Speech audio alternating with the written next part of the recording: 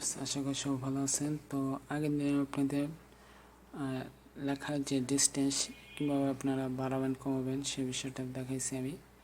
তো আপনারা পরেরটা হচ্ছে আপনারা কীভাবে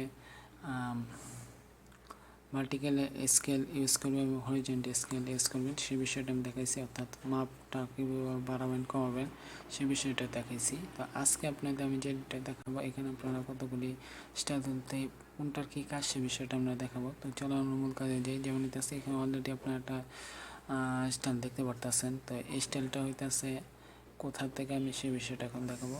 তো সেটা হচ্ছে এইখানে আপনারা স্মল ক্যাপসটা দেখতে পাচ্ছেন। স্মল ক্যাপস না, এটা হচ্ছে অল ক্যাপসের ভিতরে, ঠিক আছে। এই ধরনের অল ক্যাপসের ভিতরে এই বিষয়টা, আর ওটা হচ্ছে স্মল ক্যাপ, মানে লেখাটাকে একটু ছোটো দেখো, এটা একটু বড় দেখাবে। তো এগুলো আপনার প্র্যাকটিস করে করে দেখতে পারেন। তারপরে আমি বিষয়গুলি দেখাচ্ছি।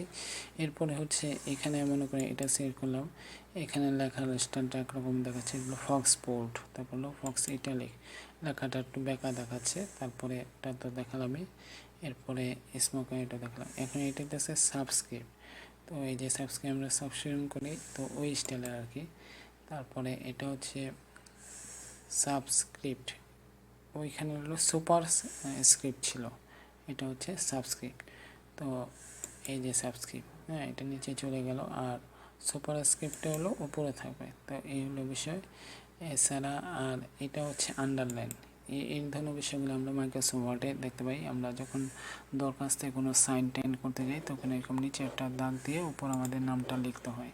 এই বিষয়টা মাইক্রোসফট ওয়ার্ডেও আছে। তো আপনারা ওগুলি যদি দেখে থাকেন, তাই এইটা আপনারা এখানেও জানতে পারলেন যে ফটোশপে এই জিনিসগুলি ইউজ করা হয়। তারপর এইটা হইতেছে স্ট্রাইক থ্রু। তো দেখেন স্ট্রাইক থ্রুর বিষয়টা কি, দেখেন এই যে এখানে একটা দাগ চলে আসছে। এই ধরনের বিষয়গুলি থাকে ক্যাপচাতে। তো ক্যাপচার নেওয়ার একটা অ্যাকাউন্ট আছে, তো ওই অ্যাকাউন্টে কীভাবে আপনারা ইনকাম করবে এই নিয়ে আমি একটা ভিডিও আপনাদের জন্য তৈরি করতেছি। তো আপনারা ওখান থেকে বিষয়গুলি দেখে সহজে ইনকাম করতে পারবেন।